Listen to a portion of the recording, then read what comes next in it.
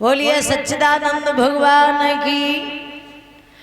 तो महाराज जनक ने विचार किया कि हम अपनी बेटी का विवाह उसी के साथ में करेंगे जो इस धनुष को तोड़ेगा।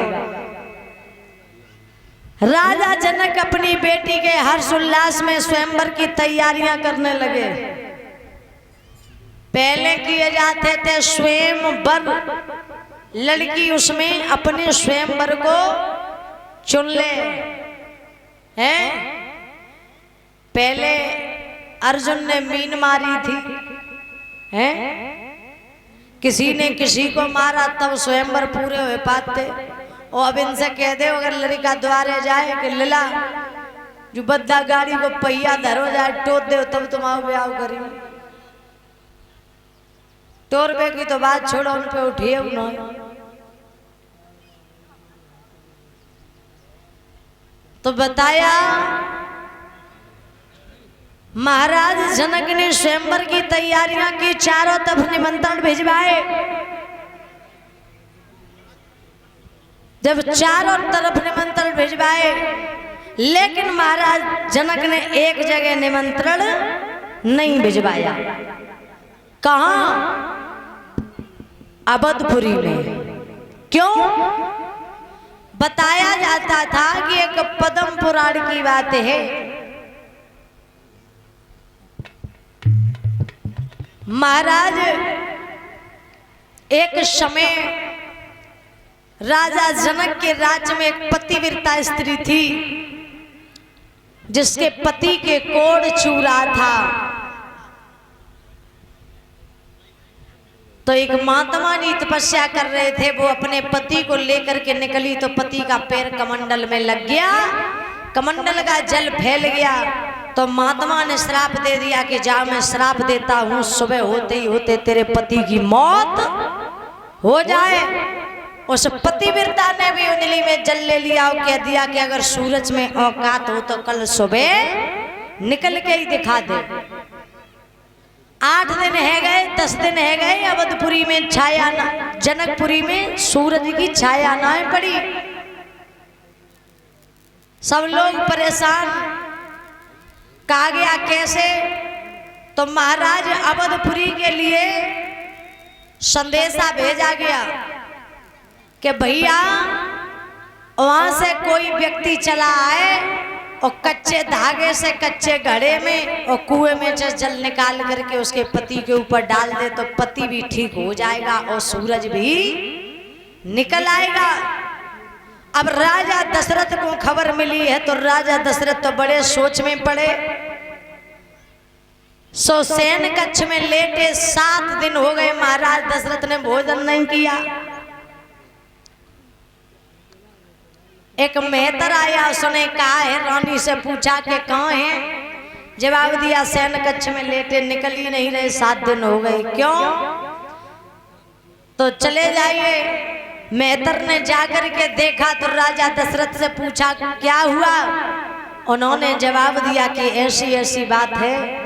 और कैसे होगा, क्या होगा? तो उस मेहतर ने कह दिया कि खड़े हो। दशरथ जी खड़े हो गए, बोले भोजन करो। दशरथ जी ने भोजन किया। बोले इसमें जूठा छोड़ना। दशरथ ने जूठन को छोड़ दिया। उस मेहतर ने जूठन को ग्रहण किया और बोला आप निश्चिंत रहो, मैं जा रहा हूं। तो आज वो मेहतर वहां से चला और राजा जनक जी के यहाँ पर जाकर के उसने कच्चे धागे से कच्चे घड़े में कुएं में से जल निकाल के उसके पति के ऊपर डाल दिया। तो पति की मौत भी नहीं हुई और सूरज भी निकल आया। तो राजा जनक जी को इस बात का सोच था कि हम निमंत्रण भेज दें और कहीं ऐसा ना हो कि राजा दशरथ के बालक ना आ पाए। अगर मेहतर आ गया, उसने धनुष को तोड़ दिया तो उसको हमें भैया सीता देनी पड़ेगी। इसलिए महाराज जनक ने कोई निमंत्रण नहीं भिजवाया था। बोलिए गोविंद भगवान की। आज महाराज स्वयंवर की बड़ी तैयारियां हुई हैं, बड़े बड़े योद्धा बलशाली आए। उस धनुष को कोई तोड़ने की तो बात छोड़ो, हिला भी नहीं पा रहा। आज मेरे भैया धीरे धीरे धीरे धीरे देखा गया कोई धनुष को नहीं हिला पा रहा, तो राजा जनक ने विचार किया, हमें लग रहा कि कुंवारी सुता रही और बिरथा पे धनुष की ठानी कुंवारी।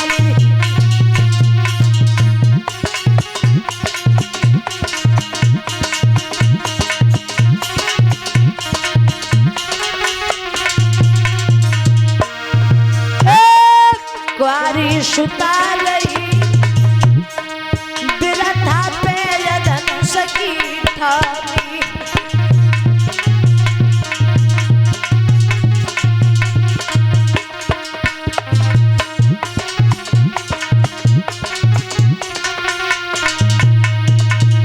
अरे काऊ छतरी पे धनुष न टूटो, सब विधवा गलली को फूटो।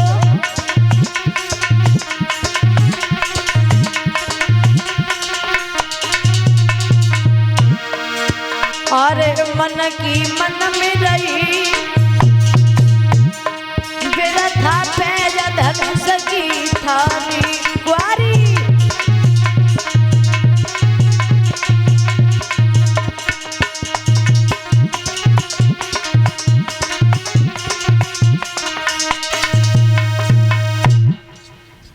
आज मेरे भैया राजा जनक को बड़ा अफसोस है।